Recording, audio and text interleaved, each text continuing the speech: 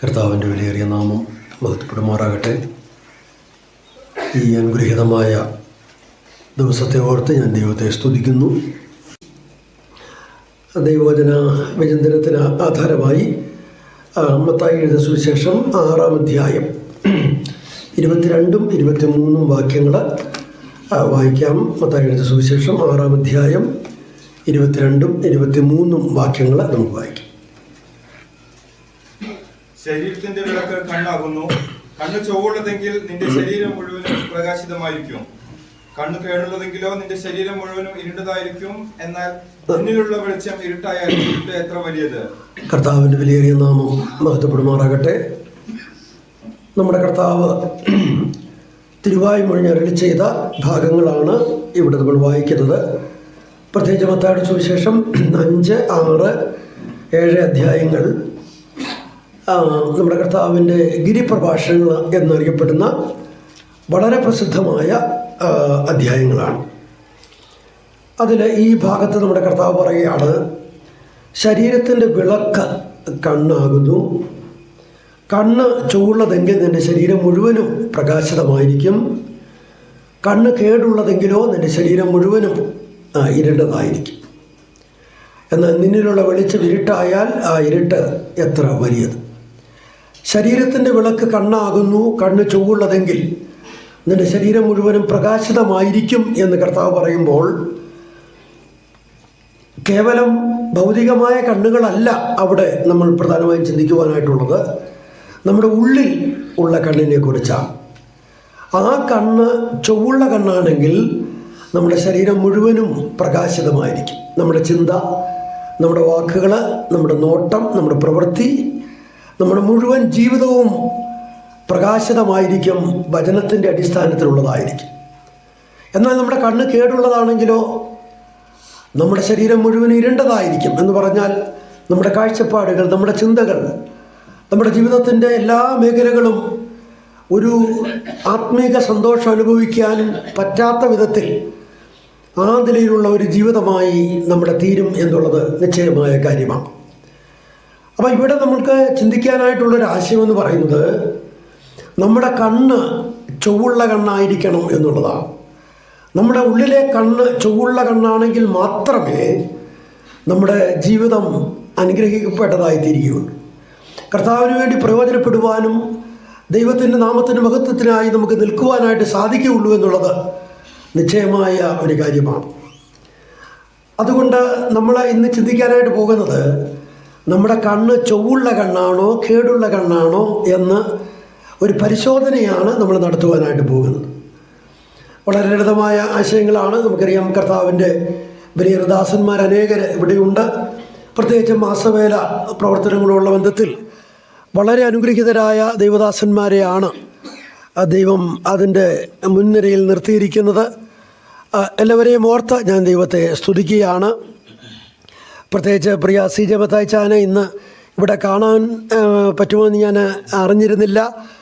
എന്നാൽ അദ്ദേഹത്തിനും ഇന്ന് വരുവാനും കാണുവാനും ഒക്കെ ഇടയായതിലും ഞാൻ ദൈവത്തെ സ്തുതിക്കുന്നു.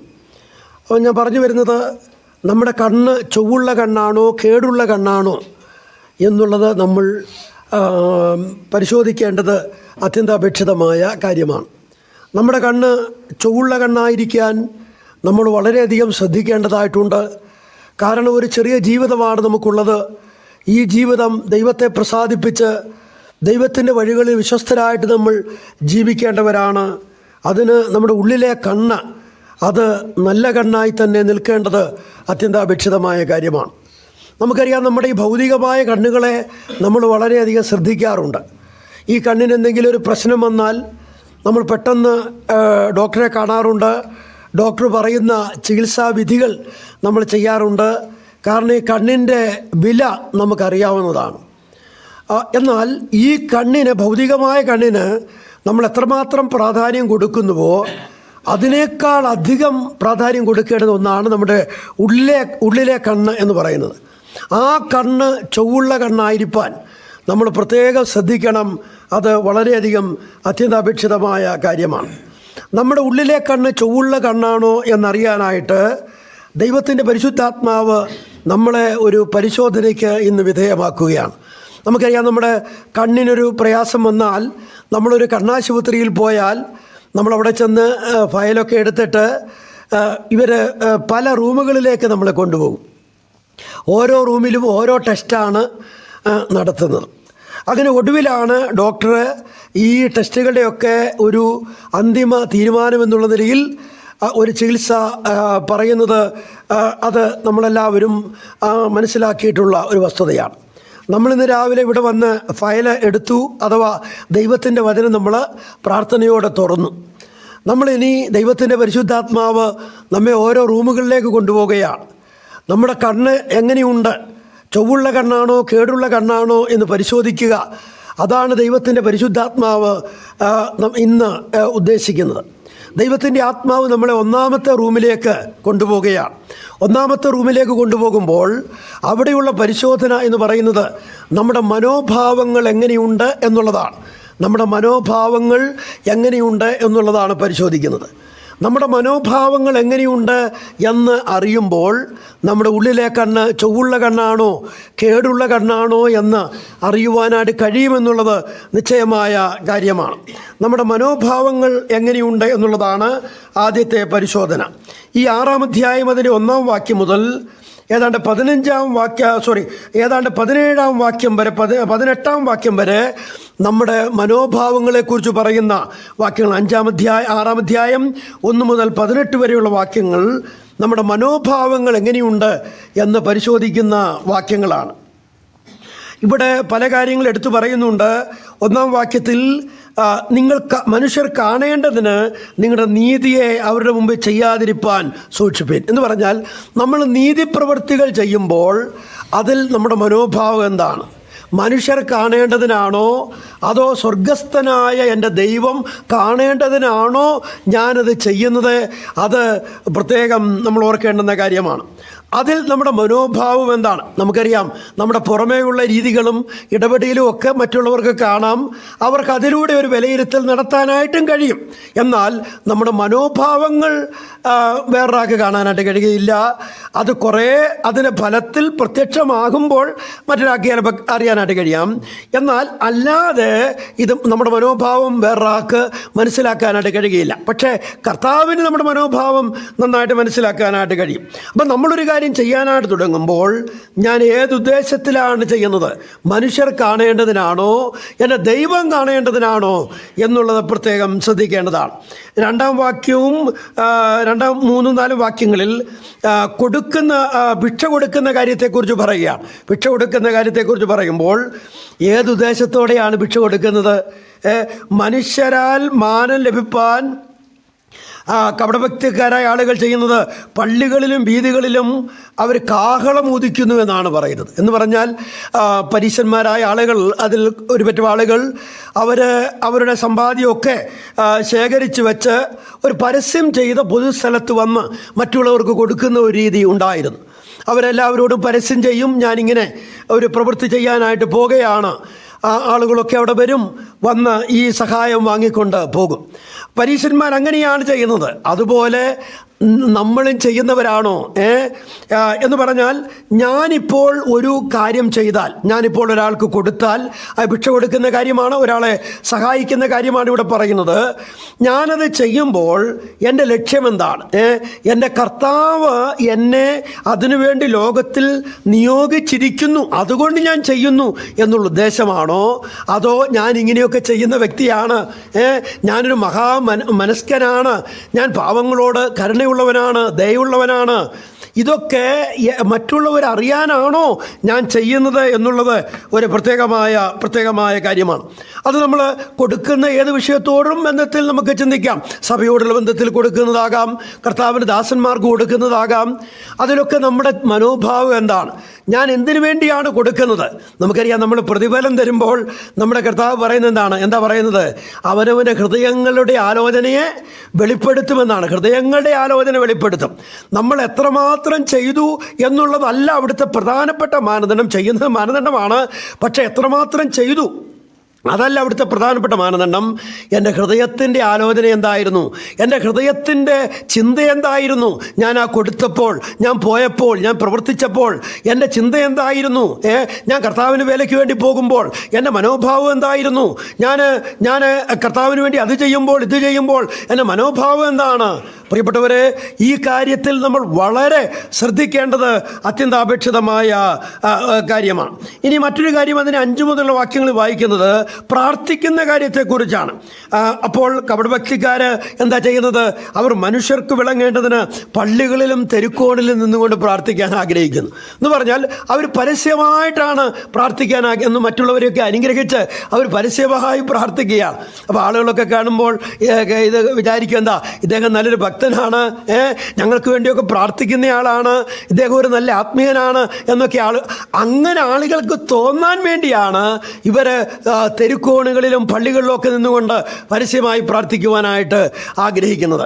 പ്രിയപ്പെട്ടവരെ, നമ്മൾ പ്രാർത്ഥിക്കുന്നവരാണ്, പക്ഷെ പരസ്യമായ എന്ന് പറഞ്ഞാൽ നമ്മൾ പരസ്യമായും പ്രാർത്ഥിക്കുന്നവരാണ്. അത് പരസ്യമായി എന്ന് പറഞ്ഞാൽ നമ്മുടെ സഭകളിലും പരസ്യ യോഗങ്ങളിലും ഒക്കെ നമ്മൾ പരസ്യമായി പ്രാർത്ഥിക്കുന്നവരാണ്. പക്ഷേ നമ്മുടെ പ്രാർത്ഥന എന്ന് പറയുന്നത് മറ്റുള്ളവർ കേൾക്കാനായിട്ടാകരുത് എന്നുള്ളതാണ് ഇവിടെ നമ്മൾ ഓർക്കേണ്ടുന്നതായ കാര്യം. നമ്മൾ പരസ്യമായി പലരെ ഓർത്ത് പ്രാർത്ഥിക്കാറുണ്ട്, രോഗികളെ ഓർത്ത് പ്രാർത്ഥിക്കാറുണ്ട്, കർത്താവിൻ്റെ ദാസന്മാരെ ഓർത്ത് പ്രാർത്ഥിക്കാറുണ്ട്, വിവിധ പ്രതിസന്ധികളിലൂടെ കടന്നു പോകുന്ന ആളുകളെയൊക്കെ ഓർത്ത് പ്രാർത്ഥിക്കാറുണ്ട്. പക്ഷേ നമ്മൾ പരസ്യമായി പ്രാർത്ഥിക്കുന്നവരാണ് എങ്കിൽ തീർച്ചയായും നമ്മുടെ രഹസ്യ പ്രാർത്ഥനയിലും അവരെയൊക്കെ വഹിക്കേണ്ടത് അത്യന്താപേക്ഷിതമായ കാര്യമാണ്. ഇവിടെ കർത്താവ് പറയുന്നത് അവർക്ക് പ്രതിഫലം കിട്ടിപ്പോയി എന്നുള്ളതാണ്. എന്ന് പറഞ്ഞാൽ അവർ പിന്നെ ഈ പ്രാർത്ഥിക്കുന്നത് കൊണ്ട് ദൈവസന്നിധിയിൽ നിന്ന് അവർക്കൊന്നും കിട്ടുകയില്ല എന്നുള്ളതാണ്. എന്നിട്ട് 6-ാം വാക്യത്തിൽ കർത്താവ് പറയുന്നത്, നീയോ പ്രാർത്ഥിക്കുമ്പോൾ അറയിൽ കടന്ന് വാതിലടച്ച് രഹസ്യത്തിലുള്ള നിന്റെ പിതാവിനോട് പ്രാർത്ഥിക്കുക, രഹസ്യത്തിൽ കാണുന്ന നിന്റെ പിതാവ് നിനക്ക് പ്രതിഫലം തരും. അപ്പോൾ പ്രാർത്ഥന എന്ന് പറഞ്ഞാൽ രഹസ്യത്തിലുള്ളതായിരിക്കണം എന്നുള്ളത് ഇവിടെ ഓർപ്പിക്കുകയാണ്. എന്ന് പറഞ്ഞാൽ പരസ്യമായി പ്രാർത്ഥിക്കുന്നത് തെറ്റല്ല, പക്ഷേ ഒരു രഹസ്യ പ്രാർത്ഥന നമ്മുടെ ജീവിതത്തിൽ അത്യാവശ്യമായും ഉണ്ടാകേണ്ടതാണ്. ആ പ്രാർത്ഥനയെ നമുക്ക് ഒരുപാട് പേരെ ഓർക്കാനായിട്ട് കഴിയും, ഒരുപാട് വിഷയങ്ങൾ നമുക്ക് ഓർക്കാനായിട്ട് കഴിയും. നമ്മൾ മറവിയുള്ളവരാണെങ്കിൽ എഴുതി വെച്ച് അത് ഓർത്ത് പ്രാർത്ഥിക്കാനായിട്ട് കഴിയും.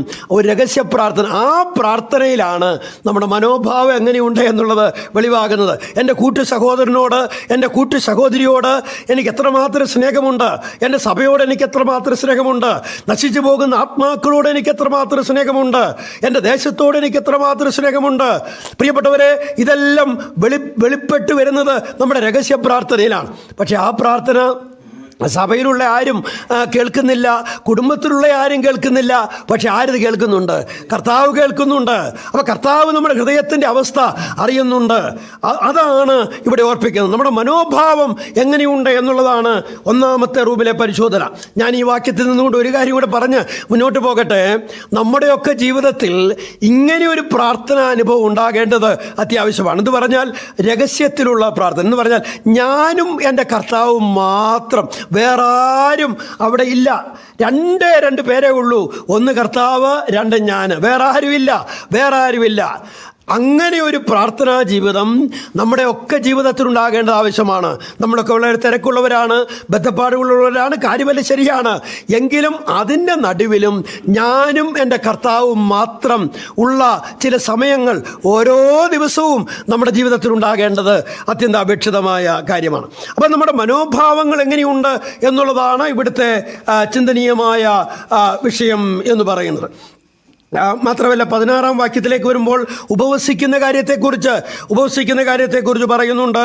അത് മനുഷ്യർക്ക് വിളങ്ങേണ്ടതിന് മുഖം വിരൂപമാക്കുകയാണ്. എന്ന് പറഞ്ഞാൽ ഞാൻ ഉപവസിച്ച് ഒരു പരുവായി, ഞാൻ വളരെ ഉപവസിച്ച് ക്ഷീണിച്ചു, എന്തിനാ ഞാനിങ്ങനെയൊക്കെ ചെയ്യുന്ന ആളാണ്. അതല്ല, രഹസ്യത്തിൽ കാണുന്നതിൻ്റെ പിതാവിനോട് നീ പ്രാർത്ഥിക്കുക. അതാണ് ഇവിടെ പറയുന്നത് ഉപവാസത്തെക്കുറിച്ച്. അത് നമുക്കറിയാം, ഒരു ഉപദേശ വിഷയമായി പുതിയ നിയമത്തിൽ നമുക്ക് കാണുവാനായിട്ട് സാധിക്കുന്നില്ല. ഞാനതിലേക്ക് കടക്കുന്നില്ല. ഈ ഭാഗങ്ങളിലൊക്കെ നമുക്ക് കാണാനായിട്ട് കഴിയുന്ന കാര്യം നമ്മുടെ മനോഭാവം എങ്ങനെയുണ്ട് എന്നുള്ളതാണ്. ഞാനിപ്പോൾ ഒരു കാര്യം ചെയ്യുമ്പോൾ എൻ്റെ മനോഭാവം എന്താണ്? ഞാൻ ഓർപ്പിച്ചതുപോലെ നമ്മൾ ചെയ്യുന്നു എന്നുള്ളതല്ല, ഏത് മനോഭാവത്തോടു കൂടി ചെയ്യുന്നു എന്നുള്ളതാണ് കർത്താവ് ആഗ്രഹിക്കുന്നത്. നമുക്കറിയാം, ഇപ്പോൾ കൊടുക്കുന്ന കാര്യം തന്നെ പറഞ്ഞാൽ, ഇപ്പോൾ ഈ നമ്മുടെ വീട്ടിൽ ഒരു രാഷ്ട്രീയ പാർട്ടിക്കാർ വന്നു എന്ന് വിചാരിക്കുക. അവർ നമ്മളോട് 500 രൂപ ചോദിച്ചു.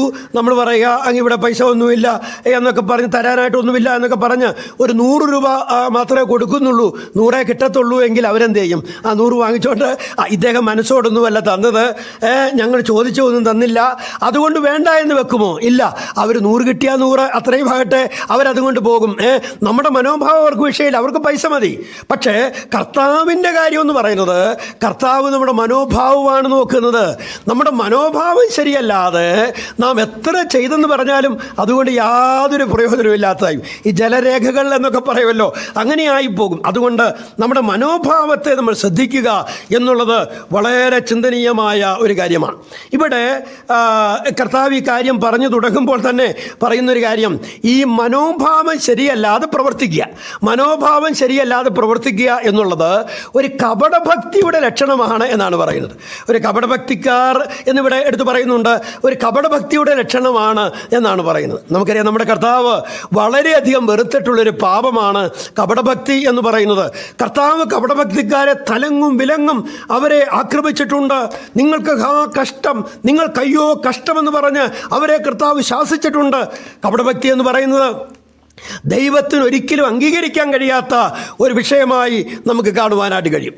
ബഹുമാന്യ പ്രിയപ്പെട്ടവരെ, നമ്മുടെ ജീവിതത്തിൽ നമ്മുടെ മനോഭാവം ഒന്നായിരിക്കെ പ്രവൃത്തി വേറൊന്നുമായിരിക്കെ നാം അങ്ങനെ ചെയ്യുന്നെങ്കിൽ അത് കപടഭക്തിയുടെ ലക്ഷണമായിട്ടാണ് നമ്മുടെ കർത്താവ് പഠിപ്പിക്കുന്നത്. നമ്മൾ ആരും കപടഭക്തിക്കാരാകാൻ കർത്താവ് ആഗ്രഹിക്കുന്നില്ല. ഞാൻ ഏത് കാര്യം ചെയ്താലും എൻ്റെ ഉദ്ദേശം എന്താണ്, ഞാൻ ഏത് കാര്യം ചെയ്താലും എൻ്റെ ലക്ഷ്യം എന്താണ്, മനുഷ്യർ കാണുകയാണോ അതോ എൻ്റെ കർത്താവ് കാണുകയാണോ? ഇന്ന് ഈ പകൽ ഞാൻ പറയട്ടെ, നമുക്കൊക്കെ പറ്റാവുന്നൊരു അബദ്ധമാണിത്. നമുക്കൊക്കെ അങ്ങനെ സംഭവിക്കാൻ സാധ്യതയുണ്ട്. കാരണം നമ്മളൊക്കെ മനുഷ്യരാണ്, മറ്റുള്ളവർ കാണാനായിട്ട് നമ്മൾ ചെയ്യാനായിട്ട് സാധ്യതയുണ്ട്. പക്ഷേ നിതാന്ത ജാഗ്രത പാലിച്ച് അങ്ങനെ വരാതിരിക്കുക എന്നുള്ളതാണ് അത്യന്താപേക്ഷിതമായ കാര്യം എന്ന് പറയുന്നത്. കപടഭക്തി അത് അനുവദനീയമല്ല എന്നുള്ളത് നിശ്ചയമായി നമ്മൾ ദൈവവചനത്തിലൂടെ മനസ്സിലാക്കുന്ന ഒരു യാഥാർത്ഥ്യമാണ്. അപ്പോൾ ഒന്നാമത്തെ റൂമിലെ പരിശോധന നമ്മുടെ മനോഭാവങ്ങൾ എങ്ങനെയുണ്ട് എന്നുള്ളതാണ്. ബഹുമാന്യ പ്രിയപ്പെട്ടവരെ, നമ്മൾ കർത്താവിന്റെ സന്നിധിയിൽ വസിക്കേണ്ടവരാണ്, നിത്യകാലം വസിക്കേണ്ടവരാണ്. പക്ഷേ കർത്താവിന്റെ സന്നിധിയിൽ നമ്മൾ വസിക്കുമ്പോൾ നമ്മുടെ മനോഭാവങ്ങളെ അടിസ്ഥാനപ്പെടുത്തിയാണ് നമുക്ക് ഓരോ പ്രതിഫലങ്ങളും ലഭിക്കുന്നത് എന്നുള്ളത് നിശ്ചയമായ കാര്യമാണ്. നമുക്കറിയാം, ഈ ലോകത്തിലെ ജീവിതം എന്ന് പറയുന്നത് എത്ര വർഷം കാണും? 60, 70, 80, 90, 100 വർഷം കൂട്ട്. നമ്മൾ ഈ ലോകത്തിൽ ഇത്രയും നാൾ ജീവിക്കുമ്പോൾ നമ്മുടെ മനോഭാവങ്ങൾ അതിനെ ശരിയാക്കിയില്ലെങ്കിൽ നഷ്ടം വരുന്നത് എന്താണെന്നറിയാമോ? നീണ്ടു നിവർന്നു കിടക്കുന്ന ആ നിത്യത മുഴുവനും നമ്മൾ ലജ്ജിതരായി തീരേണ്ടി വരും എന്നുള്ളതാണ്. ഇവിടെ ഒരാൾ കണ്ടിട്ട് എന്താ പ്രയോജനം? ഒരാൾ മനസ്സിലാക്കിയിട്ട് എന്നാ പ്രയോജനം? ഞാൻ ഇങ്ങനെയൊക്കെ ചെയ്യുന്ന ആളാണെന്ന് വേറൊരാൾ കണ്ടിട്ട് എന്ത് പ്രയോജനം? പ്രിയപ്പെട്ടവരെ, പ്രയോജനം ഉണ്ടാകേണ്ടുന്ന ഒരു സ്ഥലമുണ്ട്, പ്രയോജനം ഉണ്ടാകാനായിട്ടുള്ളൊരു മാർഗമുണ്ട്. അതിനുവേണ്ടി നമ്മൾ പരിശ്രമിക്കേണ്ടതായിട്ടുണ്ട്. അത് നമുക്കാർക്കും ആ നിലയിൽ അബദ്ധം പറ്റി പോകരുത് എന്നുള്ളത് ഞാൻ ഇന്ന് രാവിലെ പ്രത്യേകമായി ഓർപ്പിക്കുവാനായിട്ട് ആഗ്രഹിക്കുകയാണ്. ഇനി രണ്ടാമത്തെ റൂമിലേക്ക് ദൈവത്തിൻ്റെ പരിശുദ്ധാത്മാവ് നമ്മളെ കൊണ്ടുപോവുകയാണ്. ഒന്നാമത്തെ റൂമിൽ നിന്ന് രണ്ടാമത്തെ റൂമിലേക്ക് നമ്മൾ ചിന്തിക്കുന്നത് എന്താ? പരിശോധന എന്താ? നമ്മുടെ കണ്ണ് ചൊവ്വുള്ള കണ്ണാണോ കേടുള്ള കണ്ണാണോ എന്നുള്ളതിൻ്റെ രണ്ടാമത്തെ റൂമിലേക്ക് ദൈവത്തിൻ്റെ ആത്മാവ് നമ്മളെ കൊണ്ടുപോവുകയാണ്. അതിൻ്റെ 19, 20, 21 വാക്യങ്ങളാണ് നമ്മുടെ നിക്ഷേപം എവിടെ എന്നുള്ളതാണ് രണ്ടാമത്തെ പരിശോധന. നമ്മുടെ നിക്ഷേപം എവിടെ എന്നുള്ളതാണ്. നമ്മുടെ നിക്ഷേപം എവിടെ എന്നുള്ളതാണ്. 19, 20, 21 വാക്യങ്ങൾ. പുഴുവും തുരുമ്പും കെടുക്കുകയും കള്ളന്മാർ തുറന്ന് മോഷ്ടിക്കുകയും ചെയ്യുന്ന ഈ ഭൂമിയിൽ നിങ്ങൾ നിക്ഷേപം സ്വരൂപിക്കരുത്. പുഴുവും തുരുമ്പും കെടുക്കാതെയും കള്ളന്മാർ തുറന്ന് മോഷ്ടിക്കാതെയും ഇരിക്കുന്ന സ്വർഗത്തിൽ നിക്ഷേപം സ്വരൂപിച്ചുകൊള്ളുവിൻ. നിന്റെ നിക്ഷേപം ഉള്ളിടത്ത് നിന്റെ ഹൃദയവും ഇരിക്കും. ഈ 19-ാം വാക്യത്തിന്റെ അവസാനം സ്വരൂപിക്കരുത് എന്ന് നമ്മൾ കാണുകയാണ്. സ്വരൂപിക്കരുത് എന്ന് കാണുകയാണ്. 20-ാം വാക്യത്തിൻ്റെ അവസാനം സ്വരൂപിച്ചു കൊള്ളുവീൻ എന്ന് നമ്മൾ കാണുകയാണ്. ഒരിടത്ത് സ്വരൂപിക്കരുത്, വേറൊരിടത്ത് സ്വരൂപിച്ചു കൊള്ളുവീൻ എന്ന് നമ്മൾ വായിക്കുകയാണ്. മനുഷ്യരായ നമുക്ക് സ്വരൂപിച്ചു കൊള്ളുവാൻ വളരെ താല്പര്യം ഉള്ളത് സ്വരൂപിക്കരുത് എന്ന് പറയുന്ന സ്ഥലത്ത് സ്വരൂപിക്കാനാണ്, അല്ലേ? കാരണം ലോകത്തിൻ്റെ ഒരു ലാഞ്ചന നമുക്കുള്ളത് കൊണ്ട് നമുക്ക് അങ്ങനെയൊക്കെ തോന്നിപ്പോകാനായിട്ട് സാധ്യതയുണ്ട്. കർത്താവ് പറയുന്നു, നിങ്ങൾ സ്വരൂപിക്കരുത്. എവിടെ സ്വരൂപിക്കരുത്? ഈ ഭൂമിയിൽ നിങ്ങൾ നിക്ഷേപം സ്വരൂപിക്കരുത്. ഈ ഭൂമിയിൽ നിങ്ങൾ നിക്ഷേപം സ്വരൂപിക്കരുത്. എന്താ കാര്യം? പുഴുവും തുരുമ്പും കെടുക്കുകയും കള്ളന്മാർ തുരന്നു മോഷ്ടിക്കുകയും ചെയ്യും എന്നുള്ളതാണ് അതിൻ്റെ ഭവിഷ്യത്ത്. ഈ ഭൂമിയിൽ നിങ്ങളുടെ നിക്ഷേപം എവിടെ എന്ന് പറയുമ്പോൾ നമ്മുടെ നിക്ഷേപം സ്റ്റേറ്റ് ബാങ്കിലാണോ ഫെഡറൽ ബാങ്കിലാണോ എന്നുള്ളതല്ല ഇവിടുത്തെ ചോദ്യം. ഇവിടുത്തെ ചോദ്യം എന്ന് പറയുന്നത്, ഞാൻ ഈ ഭൂമിയിൽ നിക്ഷേപിക്കാനാണോ ആഗ്രഹിക്കുന്നത്, അതോ കർത്താവിൻ്റെ സന്നിധിയിൽ നിക്ഷേപിക്കാനാണോ ആഗ്രഹിക്കുന്നത്? അതാണ് ഇവിടുത്തെ ചോദ്യം. അതാണ് ഇവിടുത്തെ ചോദ്യം എന്ന് പറയുന്നത്. അപ്പം ഈ ഭൂമിയിൽ നിക്ഷേപം സ്വരൂപിക്കരുത് എന്ന് വളരെ വ്യക്തമായിട്ട് നമ്മൾ ഇവിടെ കാണുകയാണ്. എന്നാൽ സ്വരൂപിച്ചു കൊള്ളുവീൻ എന്ന് പറയുന്ന ഇതുണ്ട്. അതെവിടെയാ? സ്വർഗത്തിൽ നിക്ഷേപം സ്വരൂപിച്ചു കൊള്ളുവീൻ. നമുക്കറിയാം, നമ്മളൊരു ബാങ്കിൽ ഒരു പണം ഡെപ്പോസിറ്റ് ചെയ്യണമെങ്കിൽ അവിടെ ഒന്നാമത് അക്കൗണ്ട് തുറക്കണം, അല്ലേ? അവിടെ അക്കൗണ്ട് തുറക്കണം. നമുക്ക് സ്വർഗത്തിൽ നിക്ഷേപിക്കാനുള്ള സാധ്യത കർത്താവ് തന്നു. കാരണം നമുക്കവിടെ ഒരു അക്കൗണ്ട് തുറന്നു. അതുമാത്രമല്ല, നമുക്കവിടെ പൗരത്വം കിട്ടിയില്ലേ? പൗരത്വം കിട്ടി, നമ്മുടെ പേരവിടെ എഴുതി, നമുക്ക് അക്കൗണ്ട് തുറന്നു. ഇനി നമുക്ക് എന്ത് ചെയ്യാൻ പറ്റും? അവിടെ നിക്ഷേപം സ്വരൂപിക്കാനായിട്ട് കഴിയും. എന്നാൽ സ്വർഗത്തിൽ പേരെഴുതപ്പെടാത്ത ആളുകൾക്ക്, അവിടെ പൗരത്വം ലഭിക്കാത്ത ആളുകൾക്ക് അവിടെ നിക്ഷേപം സ്വരൂപിക്കാൻ കഴിയുമോ? അവർ ലോകത്തിൽ എന്തെല്ലാം ദൈവത്തിന് നാമത്തിന് മഹത്വത്തിനായിട്ട് ചെയ്തു എന്ന് പറഞ്ഞാലും അതൊന്നും നമ്മൾ ഇന്നലെ കണ്ടതുപോലെ ഞാൻ നിങ്ങളെ അറിഞ്ഞിട്ടേ ഇല്ല, ഒരു നാളും അറിഞ്ഞിട്ടില്ല എന്നുള്ള അവസ്ഥയിലേക്ക് വരും. എന്നാൽ നമുക്ക് ചെറിയ തുകകൾ പോലും എന്ത് ചെയ്യാൻ പറ്റും? അവിടെ സ്വരൂപിക്കാനായിട്ട് കഴിയും എന്നുള്ളതാണ് നമുക്ക് ഇവിടെ മനസ്സിലാക്കുവാനായിട്ട് കഴിയുന്നത്. അപ്പോൾ സ്വർഗത്തിൽ സ്വരൂപിക്കാൻ പറയുന്നതിൻ്റെ കാരണം എന്താണെന്ന് അറിയാമോ? അത് ഈ ഭൂമിയിൽ സ്വരൂപിക്കുന്ന ഭവിഷ്യത്തുകളൊന്നും അവിടെ ഉണ്ടാവുകയില്ല. പുഴുവും തുരുമ്പും കെടുക്കാതെയും കള്ളന്മാർ തുരന്നു മോഷ്ടിക്കാതെ ഇരിക്കുന്ന സ്വർഗത്തിൽ നിക്ഷേപം സ്വരൂപിച്ചു. അപ്പം അത് നഷ്ടപ്പെട്ടു പോകുകയില്ല എന്നുള്ളതാണ് നമുക്ക് കാണാനായിട്ട് കഴിയുന്നത്. അത് നഷ്ടപ്പെട്ടു പോകുകയില്ല. പ്രിയപ്പെട്ടവരെ, ലോകത്തിൽ നമ്മൾ എന്തെല്ലാം ചെയ്താലും ഏതെല്ലാം നിക്ഷേപങ്ങൾ സ്വരൂപിച്ചാലും അതെല്ലാം നഷ്ടപ്പെട്ടു പോകുന്നതാണ്. എന്നാൽ നഷ്ടപ്പെട്ടു പോകാത്ത ഒന്നുണ്ട്, കർത്താവിൻ്റെ സന്നിധിയിൽ നമ്മുടെ നിക്ഷേപം സ്വരൂപിക്കുക എന്നുള്ളതാണ്. ചില ആളുകൾക്ക് പഠിപ്പിക്കുന്നുണ്ട്, നമ്മൾ കൊടുക്കുന്നതിനനുസരിച്ചാണ് കർത്താവ് നമുക്കവിടെ ഭവനം പണിയുന്നത്, അതിൻ്റെ അനുസരിച്ചുള്ളതാണ്. അങ്ങനെയൊന്നും നമുക്ക് മനസ്സിലാക്കാനായിട്ട് കഴിയുകയില്ല. പക്ഷെ പ്രതിഫലങ്ങളെന്ന് പറയുന്നത്, കർത്താവ് നമുക്ക് തരുന്ന ശോഭ എന്ന് പറയുന്നത്, കർത്താവ് നമുക്ക് തരുന്ന വസ്ത്രം എന്നുള്ളത്, നമുക്ക് ലഭിക്കുന്ന കിരീടങ്ങൾ എന്നുള്ളത്, അധികാരങ്ങൾ എന്നുള്ളത്, അതൊക്കെ നമ്മുടെ ജീവിതത്തെ ആശ്രയിച്ചാണ് ഇരിക്കുന്നത് എന്നുള്ളത് നിശ്ചയമായ കാര്യമാണ്. അപ്പം നമ്മൾ അവിടെ ഈ ഭൂമിയിലല്ല, സ്വർഗത്തിൽ നിക്ഷേപം സ്വരൂപിക്കുക. ഈ നിക്ഷേപം സ്വരൂപിക്കുക എന്ന് പറയുമ്പോൾ നമ്മൾ എവിടെയെങ്കിലും കൊണ്ട് ഡെപ്പോസിറ്റ് ചെയ്യുക എന്ന് മാത്രം ചിന്തിക്കേണ്ട ആവശ്യമില്ല. എൻ്റെ ജീവിതത്തിൻ്റെ ആകത്തുക എന്ന് വേണമെങ്കിൽ നമുക്കതിനൊരു പേര് കൊടുക്കാം. എൻ്റെ ജീവിതത്തിൻ്റെ ആകത്തുക എന്ന് പറഞ്ഞാൽ എൻ്റെ മുഴുവൻ ജീവിതവും ഞാൻ ചിലവഴിക്കുമ്പോൾ എൻ്റെ ലക്ഷ്യമെന്താണ്? എൻ്റെ ലക്ഷ്യമെന്താണ്? ഞാനിപ്പോൾ പഠിക്കുന്നു, ഒരു വിദ്യാർത്ഥിയായിട്ട് പഠിക്കുന്നു. എൻ്റെ ലക്ഷ്യം എന്താണ്? ഞാൻ പഠിച്ച് ജോലി വാങ്ങി ശമ്പളം വാങ്ങി അങ്ങനെ പോകുമ്പോൾ എൻ്റെ ലക്ഷ്യം എന്താണ്? എൻ്റെ കാര്യങ്ങൾ നടക്കുക എന്നുള്ളതാണോ, അതോ എൻ്റെ കർത്താവിൻ്റെ കാര്യത്തിൽ നടക്കുക എന്നുള്ളതാണ്? അത് വളരെ നമ്മൾ ചിന്തിക്കേണ്ട കാര്യമാണ്. ഒരാൾ ഒരു ജോലി ചെയ്യുന്നു, ആ ജോലി ചെയ്യുമ്പോൾ അതിന് കിട്ടുന്ന ശമ്പളം കൊണ്ട് എന്താണ് ഉദ്ദേശിക്കുന്നത്? ലക്ഷ്യം എന്താണ്? എനിക്ക് പിള്ളേരെ പഠിപ്പിക്കണം, അവരെ വളർത്തണം, അവരുടെ കാര്യങ്ങളൊക്കെ നോക്കണം, ഭൗതികമായ കാര്യങ്ങൾ, അല്ലെ കുറച്ച് വസ്തു വാങ്ങിക്കണം, വാഹനം വാങ്ങണം, അതുമാത്രമാണോ എൻ്റെ ചിന്ത? അതോ ഞാൻ ജോലി ചെയ്യുന്നത് മുഖാന്തരം, എനിക്ക് കിട്ടുന്ന ശമ്പളം മുഖാന്തരം എൻ്റെ കർത്താവിൻ്റെ നാമം മഹത്വപ്പെടണമെന്നുള്ളതാണോ നമ്മുടെ ചിന്ത? നമ്മൾ ബിസിനസ് ചെയ്യുന്നു, അതിൻ്റെ ആദായം കൊണ്ട് നമ്മൾ എന്താണ് ചെയ്യുന്നത്? കൃഷി ചെയ്യുന്നു, അതിൻ്റെ ആദായം കൊണ്ട് നമ്മുടെ ലക്ഷ്യം എന്താണ്? എൻ്റെ കാര്യങ്ങൾ നടക്കണം എന്നുള്ളതാണോ, അതോ കർത്താവിന് വേണ്ടി കൂടെ ഇത് പ്രയോജനപ്പെടണം? ആ കാര്യം നമ്മളെല്ലാവരും പ്രത്യേകം ശ്രദ്ധിക്കേണ്ടത് അത്യന്താപേക്ഷിതമായ കാര്യമാണ്. ഈ കാര്യത്തിനൊരു പരാജയം പറ്റിയാൽ നമ്മുടെ ജീവിതം ആകെ പരാജിതമായിരിക്കും എന്നുള്ളതിന് യാതൊരു സംശയമില്ല. പ്രിയപ്പെട്ടവരെ, നമ്മുടെ നിക്ഷേപം എവിടെയാണ്? നമുക്കൊരു 1000 രൂപ കിട്ടിയാൽ കർത്താവിന് വേണ്ടി എന്ത് ചെയ്യാൻ നമുക്ക് സാധിക്കുന്നുണ്ട്? ഒരു 10,000 രൂപ കിട്ടിയാൽ, 1,00,000 രൂപ കിട്ടിയാൽ, ഒരു 10 ലക്ഷം രൂപ കിട്ടിയാൽ കർത്താവിന് വേണ്ടി നമുക്ക് അതിൽ എത്രമാത്രം വിനിയോഗിക്കാൻ കഴിയുന്നുണ്ട്? അത് പ്രബലമായ ഒരു ചോദ്യമാണ്. ഇന്നലെ ഞങ്ങൾ ബഹുമാനപ്പെട്ട കർത്തൃദാസൻ ജോൺസോൻ്റെ വീട്ടിലായിരുന്നു താമസിച്ചത്. അപ്പോൾ ഞാൻ പ്രസാദിച്ചാൻ പറഞ്ഞൊരു കാര്യം, ഈ കൊടുക്കുന്ന കാര്യത്തെക്കുറിച്ച് പറഞ്ഞത്, അത് ഈ കഴിഞ്ഞ ആഴ്ചയിൽ നമ്മുടെ മധ്യത്തിൽ വളരെ പ്രഗത്ഭനായൊരു ദൈവദാസനും ഞാനും കൂടെ സംസാരിച്ചപ്പോഴും ഇതേ കാര്യം അദ്ദേഹവും പറഞ്ഞതാണ്. കൊടുക്കുന്ന കാര്യത്തെക്കുറിച്ച് പറയുമ്പോൾ ഏതാണ്ട് 40 വയസ്സിന് മുകളിലുള്ളവരാണ് പലപ്പോഴും കർത്താവിൻ്റെ വേലയ്ക്ക് വേണ്ടി കൊടുക്കുന്നത്. കർത്താവിൻ്റെ ദാസന്മാരോടുള്ള ബന്ധത്തിലും അങ്ങനെയാണ് അവർ കൊടുക്കുന്നത്.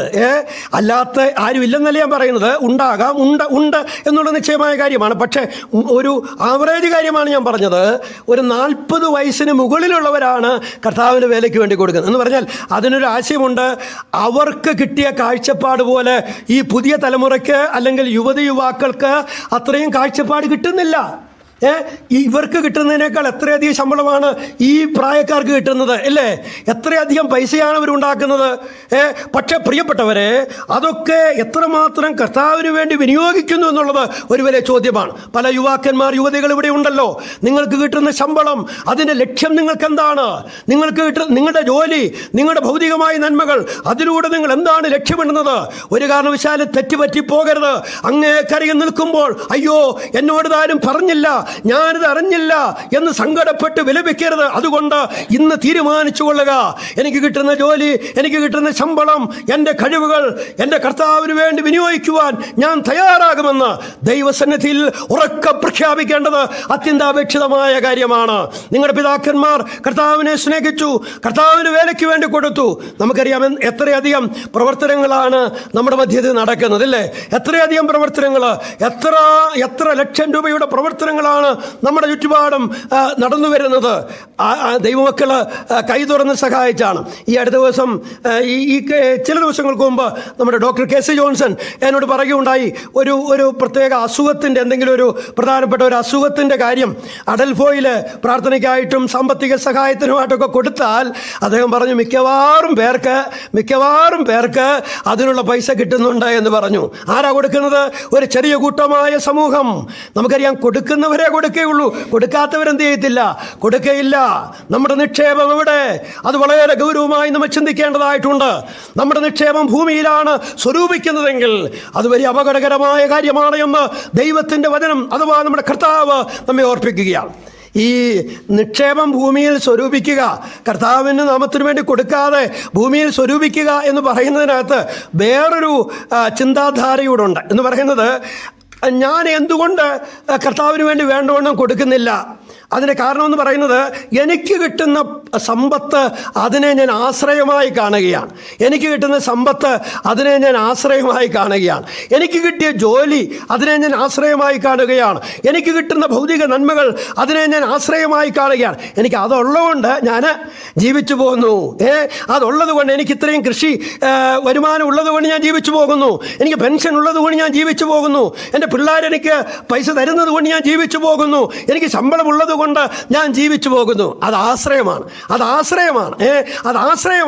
പ്രിയപ്പെട്ടവരെ, ഈ ആശ്രയം എന്ന് പറയുമ്പോൾ അത് വിരൽ ചൂണ്ടുന്ന വലിയൊരു അപകടകരമായ ഒരു കാര്യങ്ങളുണ്ട്. നമുക്കറിയാം, ലൂക്കോസിന്റെ സുവിശേഷം 12-ാം അധ്യായം 15-ാം വാക്യം നമുക്കറിയാവുന്ന വാക്യമാണ്. ലൂക്കോസ് 12:15 എന്താ? സകല ദ്രവ്യാഗ്രഹവും സൂക്ഷിച്ചൊഴിഞ്ഞുകൊള്ളുവിൻ. ഈ ദ്രവ്യാഗ്രഹം എന്ന് പറയുന്നത് എന്താണ്?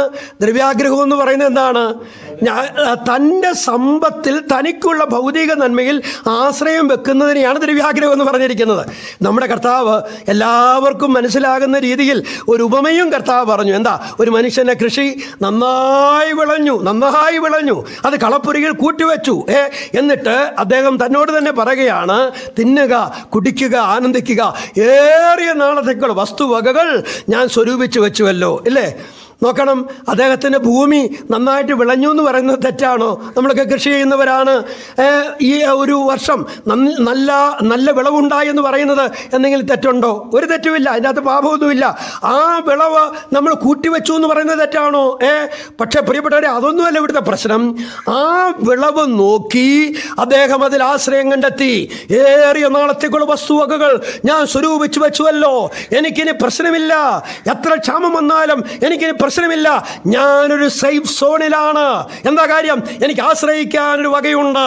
പ്രിയപ്പെട്ടവരെ, നമ്മുടെ ഭൗതിക നന്മകൾ നമ്മൾ കലപ്പുരയിൽ കൂട്ടിവെച്ച് അതിൽ ആശ്രയം കണ്ടെത്തുകയാണ് ചെയ്യുന്നത് എന്ന് പറഞ്ഞാൽ അത് അക്ഷരാർത്ഥത്തിൽ ശരി തന്നെയാണ്.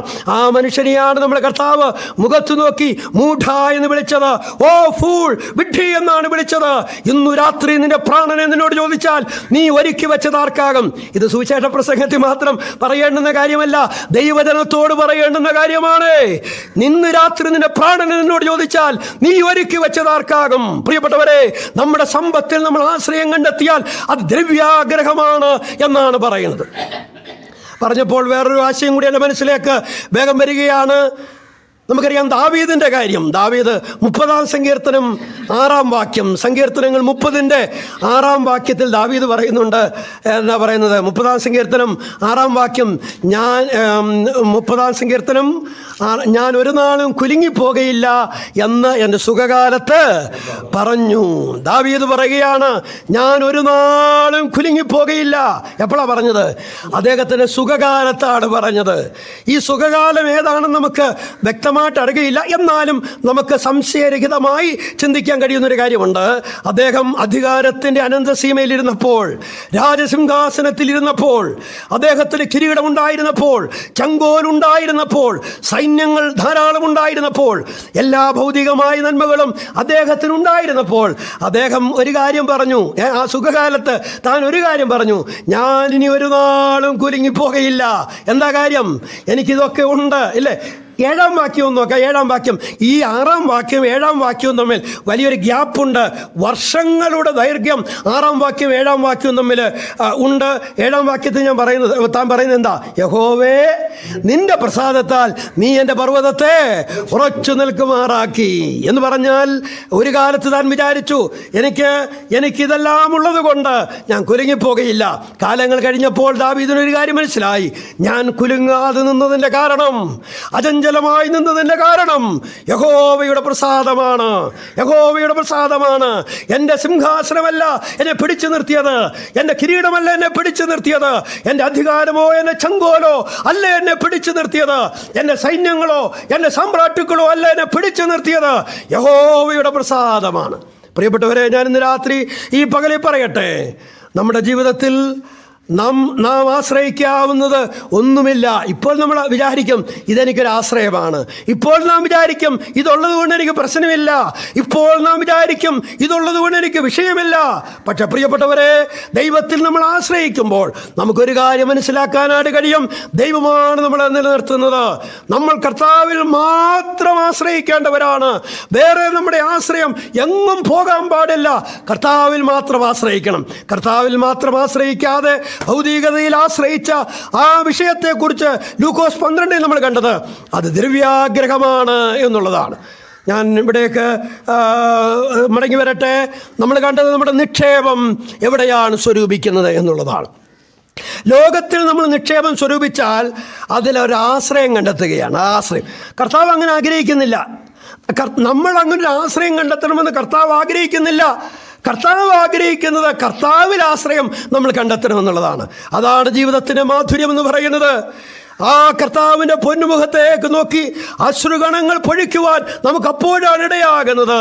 നന്മകൾ കിട്ടുമ്പോൾ ഇരുകരവും നീട്ടി അത് സ്വീകരിക്കുമ്പോൾ അത് ദൈവത്തോട് ഹൃദയം നിറഞ്ഞ് നന്ദി പറയുവാൻ കഴിയുന്നത് അപ്പോൾ മാത്രമാണ്. പ്രിയപ്പെട്ടവരെ, നമ്മുടെ നിക്ഷേപം എവിടെയാണ് നമ്മൾ സ്വരൂപിക്കാൻ ആഗ്രഹിക്കുന്നത്? കാലങ്ങൾ കഴിയുമ്പോൾ, നിത്യത പുലരുമ്പോൾ ദൈവം ചെയ്തതൊക്കെ വെളിപ്പെടുവാനായിട്ട് പോവുകയാണ്. കർത്താവ് നമ്മളെ പ്രത്യേകമായിട്ട് സഹായിക്കുമാറാകട്ടെ. രണ്ടാമത്തെ റൂമിലെ പരിശോധന അവസാനിപ്പിച്ചിട്ട് ദൈവത്തിൻ്റെ ആത്മാവ് നമ്മളെ മൂന്നാമത്തെ റൂമിലേക്ക് കൊണ്ടുപോവുകയാണ്. മൂന്നാമത്തെ റൂമിലേക്ക് കൊണ്ടുപോകുമ്പോൾ അതിന് 24-ാം വാക്യം നമുക്ക് വായിക്കാം. വെസ് 24 24-ാം വാക്യം, ഞാൻ ആരെ സേവിക്കും എന്നുള്ളതാണ് മൂന്നാമത്തെ റൂമിലെ പരിശോധന. ഞാൻ ആരെ സേവിക്കും? 24-ാം വാക്യം. 2 യജമാനന്മാരെ സേവിപ്പാൻ ആർക്കും കഴിയില്ല. അങ്ങനെ ചെയ്താൽ ഒരുത്തനെ പകച്ച് മറ്റവനെ സ്നേഹിക്കും, അല്ലെങ്കിൽ ഒരുത്തനോട് പറ്റിച്ചേർന്ന് മറ്റവനെ നിരസിക്കും. നിങ്ങൾക്ക് ദൈവത്തെയും മാമോനെയും സേവിപ്പാൻ കഴിയില്ല. ഞാൻ ആരെ സേവിക്കും എന്നുള്ളതാണ് മൂന്നാമത്തെ റൂമിലെ പരിശോധന എന്ന് പറയുന്നത്. നമ്മുടെ കർത്താവ് ഇവിടെ മുഖവര കൂടാതെ അവിടെ പറയുകയാണ്, 2 യജമാനന്മാരെ സേവിപ്പാൻ ആർക്കും കഴിയുകയില്ല. കഴിയുകയില്ല എന്ന് പറഞ്ഞാൽ പിന്നെ കഴിയുകയില്ല. കർത്താവ് പറഞ്ഞു കഴിഞ്ഞാൽ പിന്നെ വേറൊരു അപ്പീൽ അവിടെ ഇല്ല. എനിക്ക് സാധിക്കുമെന്ന് എനിക്ക് തോന്നുന്നെങ്കിൽ അതെൻ്റെ മിഥ്യാധാരണയാണ്. 2 യജമാനന്മാരെ സേവിപ്പാൻ ആർക്കും കഴിയുകയില്ല. ഒരാളെ സേവിക്കാൻ കഴിയുകയുള്ളൂ. ഒരുത്തനെ പകച്ച് മറ്റവനെ സ്നേഹിക്കും. പ്രിയപ്പെട്ടവരെ, ഞാൻ ആരെയാണ് സേവിക്കുന്നത് എന്നുള്ളതാണ് ഈ 3ാമത്തെ റൂമിലെ പരിശോധന. പ്രിയപ്പെട്ടവരെ, നമ്മുടെയൊക്കെ ജീവിതത്തിൽ നമ്മളൊക്കെ സേവനം ചെയ്യുന്നവരാണ്. നമ്മൾ സേവനം ചെയ്യുക എന്ന് പറഞ്ഞാൽ ഞാൻ അതിനുവേണ്ടി അങ്ങ് ഉദ്യമിച്ചിറങ്ങി എന്നുള്ളത് മാത്രമല്ല ഇവിടെ ഉദ്ദേശിക്കുന്നത്. നമ്മുടെ ജീവിതത്തിൻ്റെ ഓരോ സെക്കൻഡുകളിലും ഈ സേവനത്തിൻ്റെ വ്യക്താക്കളായി നമ്മൾ തീരുകയാണ്. അപ്പം ഞാൻ ആരെയാണ് സേവിക്കുന്നത് എന്നുള്ളതാണ് ഇവിടുത്തെ ഒരു ചോദ്യം. ഇത് മാമോൻ എന്ന് പറയുന്നത് ഗ്രേക്കരുടെ ഐശ്വര്യ ദേവതയാണ് എന്നുള്ളത് നമുക്കറിയാം. എന്ന് പറഞ്ഞാൽ പണത്തെയാണോ അഥവാ ലോകത്തെയാണോ ഞാൻ സേവിക്കുന്നത്, അതോ കർത്താവിനെയാണോ സേവിക്കുന്നത് എന്ന് ഉള്ളതാണ് ഇവിടുത്തെ ചോദ്യം എന്ന് പറയുന്നത്. ഇവിടെ പറയുന്നത് ഒരുത്തനെ പകച്ച് മറ്റവനെ സ്നേഹിക്കും, അല്ലെങ്കിൽ ഒരുത്തനോട് പറ്റിച്ചേർന്ന് മറ്റവനെ നിരസിക്കും. 2 പേരോടും പറ്റിച്ചേരാൻ പറ്റത്തില്ല, 2 പേരെയും ഒരുമിച്ച് നിരസിക്കാൻ പറ്റത്തില്ല. ഒരാളുടെ ഭാഗത്ത് നമ്മൾ നിന്നേ മതിയാകുകയുള്ളൂ. പ്രിയപ്പെട്ടവരെ, ഈ വാക്യങ്ങളുടെയൊക്കെ അടിസ്ഥാനത്തിൽ ഒരുപാട് ആളുകൾ കർത്താവിൽ നിന്ന് അകന്നു നിൽക്കുന്നു എന്ന് പറഞ്ഞാൽ അത് ശരിയാണ്. എന്ന് പറഞ്ഞാൽ ലോകത്തെ സ്നേഹിക്കുന്ന, മാമോനെ സ്നേഹിക്കുന്ന ആളുകൾ കർത്താവിനോട് ചേർന്ന് നിൽക്കുന്നു എന്ന് പറഞ്ഞാൽ അത് ശരിയല്ല, അത് പറ്റത്തില്ല. ഇത് വേർപെട്ട ദൈവമക്കളായ നമ്മളാണ് ഈ കാര്യത്തിൽ വളരെയധികം ഇതിൽ ഒരു അവയർനെസ് ഉള്ളത്, ഒരു ബോധ്യമുള്ളവർ. പ്രിയപ്പെട്ടവരെ, ലോകത്തോട് പറ്റിച്ചേർന്നിരിക്കുന്ന ആളുകൾ, ദ്രവ്യത്തോട് പറ്റിച്ചേർന്നിരിക്കുന്ന ആളുകൾ, അവർ ദൈവത്തിൽ നിന്ന് അകലപ്പെട്ടവരാണ് എന്നുള്ള സംശയമില്ല. കാരണം എന്താ? 2 യജമാനന്മാരെ സേവിപ്പാൻ ആർക്കും, ഒരാളോട് പറ്റിച്ചേരും, മറ്റവരെ ആളിനെ നിരസിക്കും. 2 പേരോടും പറ്റിച്ചേർന്ന് ജീവിക്കാൻ ആർക്കും സാധിക്കുകയില്ല. ഈ കയ്യാലപ്പുറത്തെ തേങ്ങ എന്ന് പറയുന്നത് പോലെ ഇങ്ങനെ നടുവിൽ നിൽക്കാനായിട്ട് ചില ആളുകൾ പറയാറുണ്ട്, ഞാനങ്ങ് ദൈവരാജ്യത്തോട് അത്ര അടുത്തവനുമല്ല, പിന്നെന്താ ഞാൻ അത്ര അകന്നവനുമല്ല. അങ്ങനെ ഒരു കാര്യം ഇവിടെയില്ല. ഒന്നുകിൽ നമ്മൾ ദൈവത്തോട് അടുത്തവൻ, അല്ലെങ്കിൽ ദൈവത്തോട് അകന്നവൻ. അകന്നവൻ. കർത്താവിൻ്റെ ഏത് കാര്യം അങ്ങനെയാ, ഒന്നുകിൽ രക്ഷിക്കപ്പെട്ടു, അല്ലെങ്കിൽ രക്ഷിക്കപ്പെട്ടിട്ടില്ല. ഒന്നുകിൽ ദൈവവൈതൽ, അല്ലെങ്കിൽ പിശാചിൻ്റെ മകൻ. ഒന്നുകിൽ സ്വർഗത്തിൻ്റെ അവകാശി, അല്ലെങ്കിൽ നരകത്തിൻ്റെ അവകാശി. ഇതിന് 2നും മധ്യത്തിൽ ഒരു അവസ്ഥ ബൈബിൾ പഠിപ്പിക്കുന്നില്ല എന്നുള്ളത് നിശ്ചയമായ കാര്യമാണ്. അപ്പം ഞാൻ ആരെയാണ് സേവിക്കുന്നത് എന്നുള്ളതാണ് ഇവിടുത്തെ ചിന്തനീയമായ വസ്തുത എന്ന് പറയുന്നത്. എന്ന് പറഞ്ഞാൽ എൻ്റെ ജീവിതം കൊണ്ട് ഞാൻ ആരെയാണ് സേവിക്കുന്നത്? എൻ്റെ സമയം, എൻ്റെ അധ്വാനം, എൻ്റെ പണം, എൻ്റെ ബുദ്ധി, എൻ്റെ ജ്ഞാനം, ഇതിലൂടെയൊക്കെ ഞാൻ ആരെയാണ് സേവിക്കുന്നത് എന്നുള്ളത് ഒരു വലിയ ചോദ്യമാണ്. മത്തായിയുടെ സുവിശേഷം 16-ാം അധ്യായം 26-ാം വാക്യം നമുക്കറിയാം. മത്തായി 16:26 കാണാൻ അറിയാവുന്ന വാക്യമാണ്. ഒരു മനുഷ്യൻ സർവ്വലോകവും നേടുകയും തൻ്റെ ജീവനെ നഷ്ടമാക്കുകയും ചെയ്താൽ അവന് എന്ത് പ്രയോജനം? ഇതിൻ്റെ മൂലഭാഷയിലുള്ള അർത്ഥം പലർക്കും അറിയാം. തൻ്റെ ജീവനെ നഷ്ടമാക്കുകയും എന്നുള്ളത്, അവിടുത്തെ ആശയം എന്ന് പറയുന്നത് തൻ്റെ ജീവിതത്തെ നഷ്ടമാക്കുകയും ചെയ്താൽ എന്നുള്ളതാണ്. എന്ന് പറഞ്ഞാൽ ഇത് ശരിക്കും വിശ്വാസികളോടുള്ള ബന്ധത്തിലുള്ള ഒരു ആലോചനയായിട്ട് തന്നെ നമുക്ക് സ്വീകരിക്കാവുന്നതാണ്. നമ്മളത് സുവിശേഷ സന്ദേശത്തോടുള്ള ബന്ധത്തിലും പറയാറുള്ളതാണ്, അത് തെറ്റെന്നല്ല. ഒരു മനുഷ്യൻ സർവ്വലോകവും നേടി, പക്ഷെ തൻ്റെ ജീവിതത്തെ എന്ത് ചെയ്തു? ജീവിതത്തെ എങ്ങനെ നഷ്ടപ്പെടുത്തി എന്നാണ് നമ്മൾ കാണുന്നത്. ഒരുത്തൻ എന്നെ അനുഗമിപ്പാൻ ഇച്ഛിച്ചാൽ അവൻ തന്നെത്താൻ ത്യജിച്ച് തൻ്റെ ക്രൂശ് എടുത്ത് എന്നെ അനുഗമിക്കട്ടെ. അപ്പം എന്നെ തന്നെ ത്യജിക്കാൻ എനിക്ക് മനസ്സില്ല. കർത്താവ് തന്നിരിക്കുന്ന ക്രൂശ് എടുത്ത് കർത്താവിനെ അനുഗമിപ്പാൻ എനിക്ക് മനസ്സില്ല. അങ്ങനെയുള്ള ആളുകളെക്കുറിച്ചാണ് പറയുന്നത്. എന്താ? അവരവരുടെ ജീവിതത്തെ നഷ്ടപ്പെടുത്തി. എന്നെ തന്നെ ത്യജിക്കാൻ എനിക്ക് മനസ്സില്ല. ഞാൻ അതുകൊണ്ട് കർത്താവിന് പിന്നാലെ പോകാൻ മനസ്സില്ല. കർത്താവിനെ ഒരാൾ സേവിക്കുകയാണെങ്കിൽ ക്രൂശ് എടുക്കാതെ വേറെ മാർഗമില്ല. ആ ക്രൂശ് എടുത്തുകൊണ്ടാണ് നസ്രയത്തുകാരന് പിന്നാലെ പോകേണ്ടുന്നത്. എനിക്കതിന് മനസ്സില്ല. കാരണം ഞാൻ കർത്താവിനെ പൂർണ്ണമായും സേവിക്കുന്നില്ല എന്നുള്ളതാണ് അതിൻ്റെ അർത്ഥമെന്ന് പറയുന്നത്. പ്രിയപ്പെട്ടവരെ, നമ്മുടെ ആരുടെയും ജീവിതത്തെ നമ്മൾ നഷ്ടപ്പെടുത്തി കളയരുത്. ഒരൊറ്റ ജീവിതം മാത്രമല്ലേ നമുക്കുള്ളൂ. നമ്മൾ പരസ്യത്തിലും ഒക്കെ ചോദിക്കുന്ന പോലെ ഒരൊറ്റ ജീവിതം മാത്രമല്ലേ നമുക്കുള്ളൂ. ആ ജീവിതത്തെ നമ്മൾ ആരും നഷ്ടപ്പെടുത്തരുത്. ഇത് നസ്രയത്തുകാരന് വേണ്ടി പ്രയോജനപ്പെടുത്തേണ്ടതാണ്. ഈ ക്രൂശ് എടുക്കാൻ നമ്മൾ കടപ്പെട്ടവരാണ്. തന്നെത്താൻ ത്യജിക്കുവാൻ നമ്മൾ കടപ്പെട്ടവരാണ്. നമുക്ക് ലോകം വേണ്ട, എൻ്റെ കർത്താവ് മതി എന്നുള്ള ആ നിശ്ചയദാർഢ്യം നമുക്ക് ഉണ്ടാകേണ്ടത് അത്യന്താപേക്ഷിതമായ കാര്യമാണ്. നമ്മുടെ ജീവിതം കൊണ്ട് നമ്മൾ ആരെയാണ് സേവിക്കുന്നത് എന്നുള്ളതാണ് മൂന്നാമത്തെ റൂമിലെ പരിശോധന എന്ന് പറയുന്നത്. നമുക്കറിയാം, അപ്പോസ്തലനായ പൗലോസ് ഫിലിപ്പിയ ലേഖനം 1-ാം അധ്യായം 22-ാം വാക്യത്തിൽ, ഫിലിപ്പിയർ 1:22 പറയുന്നുണ്ട്, ഇവ രണ്ടിനാലും ഞാൻ ഞെരുങ്ങുന്നു. ഇവ രണ്ടിനാലും ഞാൻ ഞെരുങ്ങുന്നു എന്ന് പറഞ്ഞാൽ ജീവിച്ചിരിക്കണോ മരിക്കണോ, ജീവിച്ചിരിക്കണോ മരിക്കണോ, ഇത് രണ്ടിനാലും ഞാൻ ഞെരുങ്ങുകയാണ്. പൗലോസ്, നിനക്ക് ഏതാണ് കൂടുതൽ ആഗ്രഹം എന്ന് ചോദിച്ചാൽ എന്താ പൗലോസ് പറയുന്നത്? വിട്ടുപിരിഞ്ഞ് ക്രിസ്തുവിനോട് കൂടെ ആകാനാണ്, ഇരിക്കാനാണ് എനിക്ക് കൂടുതൽ ആഗ്രഹം. അതാണ് പൗലോസ് ഇവിടെ പറയുന്നത് തന്നെ, അല്ലേ? പക്ഷെ പൗലോസ് ഇവിടെ പറയുന്നുണ്ട്, ഞാൻ വേണമെങ്കിൽ ജീവിച്ചിരിക്കാം, വേണമെങ്കിൽ ഞാൻ ജീവിച്ചിരിക്കാം. എനിക്ക് വിട്ടുപിരിഞ്ഞ് കർത്താവിനോടുകൂടെ പോകാനാണ് കൂടുതൽ ഇഷ്ടം. പക്ഷേ ഞാൻ വേണമെങ്കിൽ ജീവിച്ചിരിക്കാം. പക്ഷെ ജീവിച്ചിരിക്കുകയാണെങ്കിൽ ആ ഭാഗത്ത് 3 വ്യവസ്ഥകൾ പൗലോസ് പറയുന്നുണ്ട്. തന്നോട് തന്നെ പറയുക, 3 വ്യവസ്ഥകൾ പറയുന്നുണ്ട്. ഞാൻ വേണമെങ്കിൽ ജീവിച്ചിരിക്കാം, പക്ഷെ ജീവിച്ചിരിക്കുകയാണെങ്കിൽ 3 കാര്യങ്ങൾ നടക്കണം. എന്തൊക്കെയാണ് ഈ 3 കാര്യങ്ങൾ? 1-ാം അധ്യായം അതിൻ്റെ 20-ാം വാക്യം, ഫിലിപ്പിയർ 1:20, ക്രിസ്തു എൻ്റെ ശരീരത്തിങ്കൽ ജീവനാലാകട്ടെ മരണത്താലാകട്ടെ എപ്പോഴും എന്ന പോലെ ഇപ്പോഴും മഹിമപ്പെടുകയേ ഉള്ളൂ എന്ന് പ്രതീക്ഷിക്കുകയും എന്ന് പറഞ്ഞാൽ, ഒന്നാമത്തെ വ്യവസ്ഥ എന്ന് പറയുന്നത് കർത്താവ് എൻ്റെ ശരീരത്തിലൂടെ മഹത്വപ്പെടണം. എൻ്റെ ശരീരത്തിലൂടെ കർത്താവ് മഹത്വപ്പെടണം. കർത്താവ് ശരീരത്തിലൂടെ മഹത്വപ്പെടണം. ഞാൻ വേണമെങ്കിൽ ജീവിച്ചിരിക്കാം, എനിക്ക് മരിക്കാനാണ് ഇഷ്ടം, വേണമെങ്കിൽ ജീവിച്ചിരിക്കാം. പക്ഷെ ജീവിച്ചിരിക്കുകയാണെങ്കിൽ ഒന്നാമത് സാധിക്കേണ്ട കാര്യം, എൻ്റെ കർത്താവ് എൻ്റെ ശരീരത്തിലൂടെ മഹത്വപ്പെടണം. പ്രിയപ്പെട്ടവരെ, അത് നമ്മുടെ ജീവിതത്തിലും വലിയ ആഗ്രഹമായിരിക്കണം. എൻ്റെ ശരീരത്തിലൂടെ എൻ്റെ കർത്താവ് മഹത്വപ്പെടണം. ഇന്നലെ ആരോ ദേവദാസൻ പറയുകയുണ്ടായി, നമ്മളിൽ കൂടുതൽ ആളുകൾക്ക് ഇപ്പോൾ സഭകളിലൊക്കെ സഭയ്ക്കകത്തുള്ള മീറ്റിങ്ങിനോടാണ് കൂടുതൽ താല്പര്യം. സഭയ്ക്കകത്തുള്ള മീറ്റിങ്ങിനോടാണ്. ഇന്ന് രാവിലെ 10 മണിക്ക് വന്നു, പാട്ടൊക്കെ പാടി, ടീ ബ്രേക്ക് കഴിഞ്ഞു, വചന ശുശ്രൂഷ കഴിഞ്ഞു, ഫുഡും കഴിഞ്ഞ് പിരിഞ്ഞു പോകുന്നു. എന്നാൽ പുറത്തേക്ക് ഇറങ്ങുവാൻ അധികം ആളുകൾക്ക് താല്പര്യമില്ല. ആരോഗ്യമുള്ളവർ, കരുത്തുള്ളവർ, ബുദ്ധിയുള്ളവർ, വിദ്യാഭ്യാസമുള്ളവർ, ഒരുപാട് പേർക്ക് വെളിയിലേക്ക് ഇറങ്ങാൻ താല്പര്യമില്ല.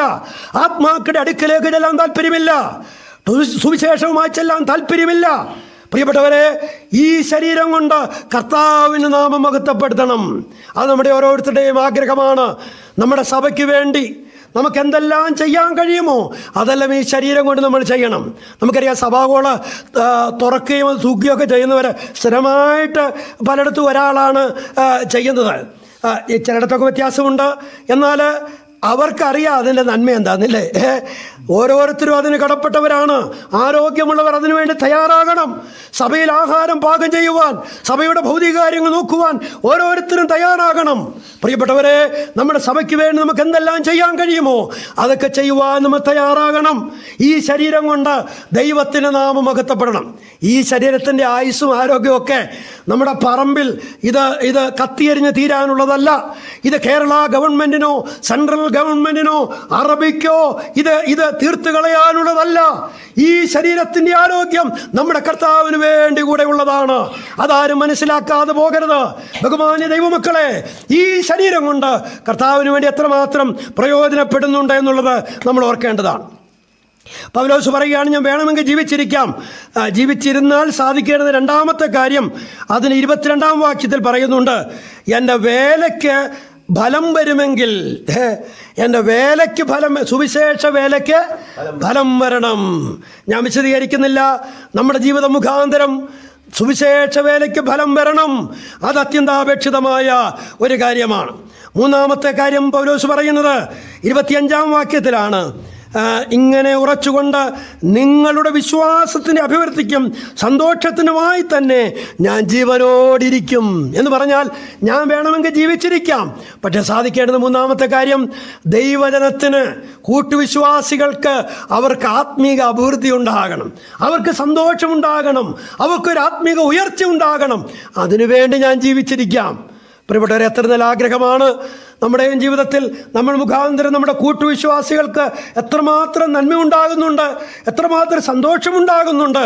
കർത്താവ് നമ്മളെ പ്രത്യേകമായിട്ട് സഹായിക്കുമാറാകട്ടെ. നമ്മുടെ ജീവിതം മുഖാന്തരം കർത്താവിന് നാമം മഹത്വപ്പെടേണ്ടത് അത്യന്താപേക്ഷിതമായ കാര്യമാണ്. നമ്മളിവിടെ കണ്ടത് ഞാൻ ആരെയാണ് സേവിക്കുന്നത് എന്നുള്ളതാണ്.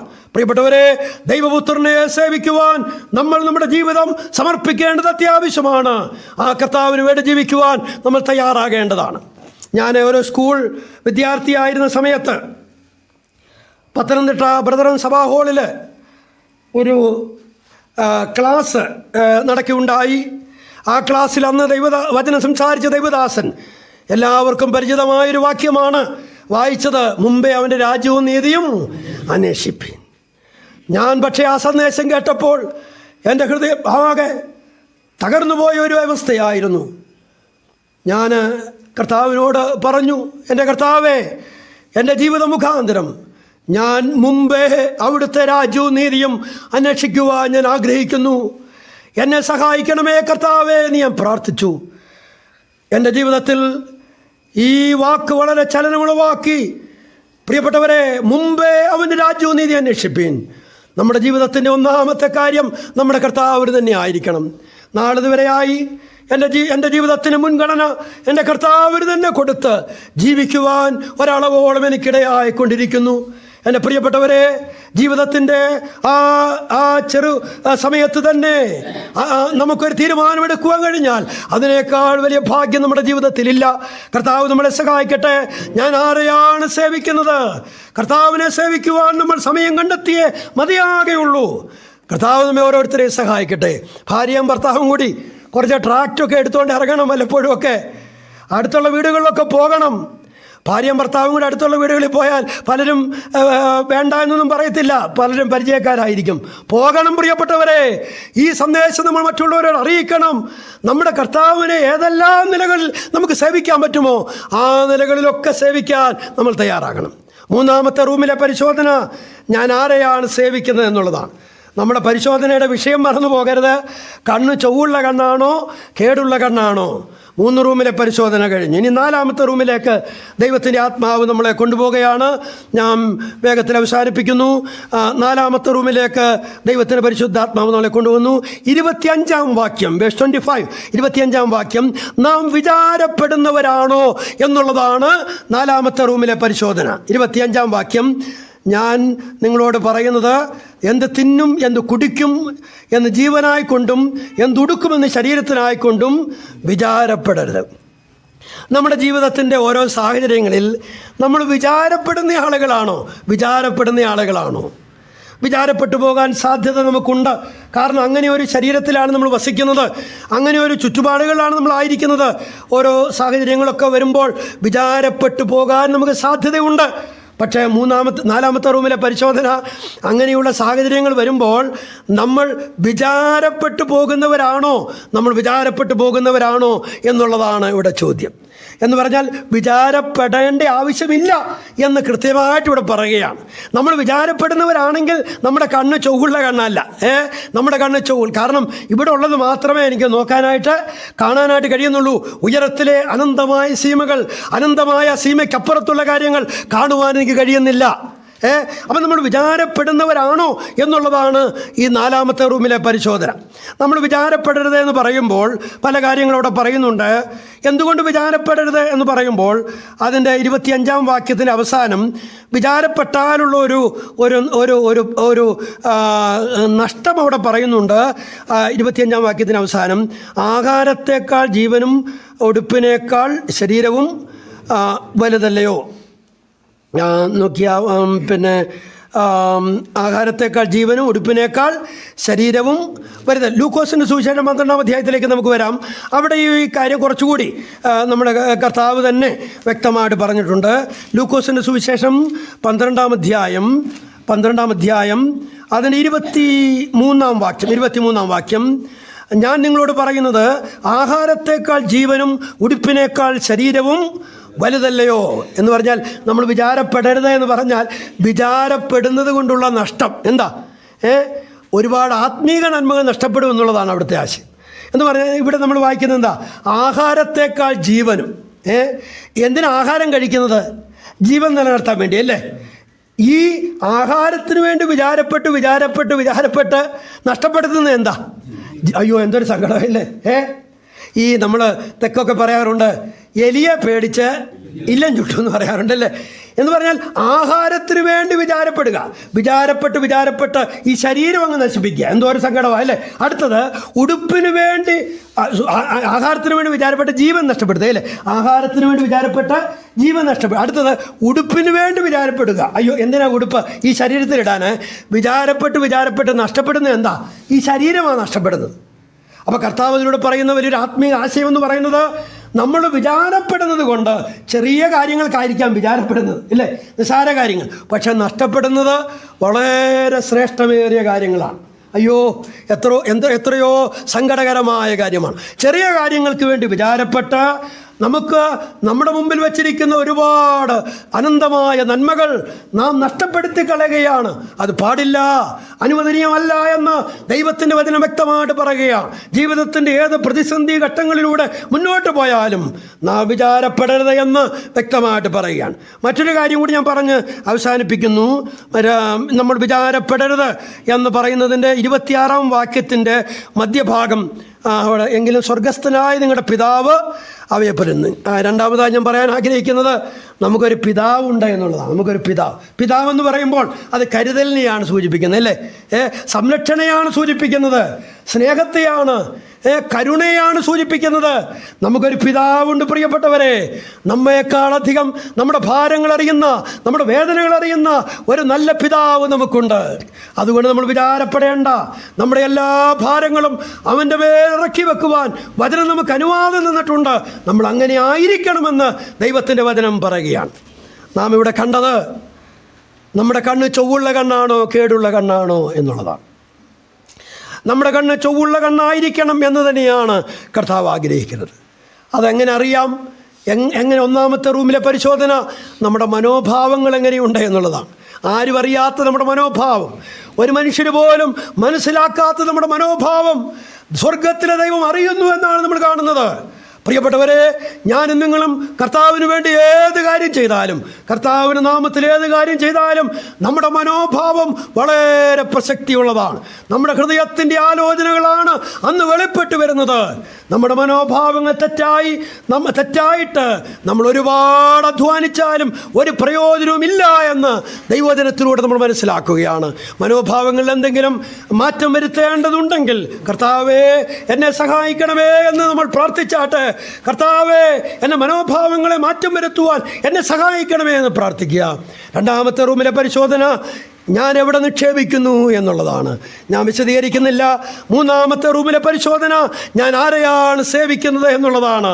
നാലാമത്തെ റൂമിലെ പരിശോധന എൻ്റെ ജീവിതത്തിൻ്റെ പ്രതിസന്ധിയുടെ ഘട്ടങ്ങളിൽ ഞാൻ വിചാരപ്പെടുന്ന വ്യക്തിയാണോ എന്നുള്ളതാണ്.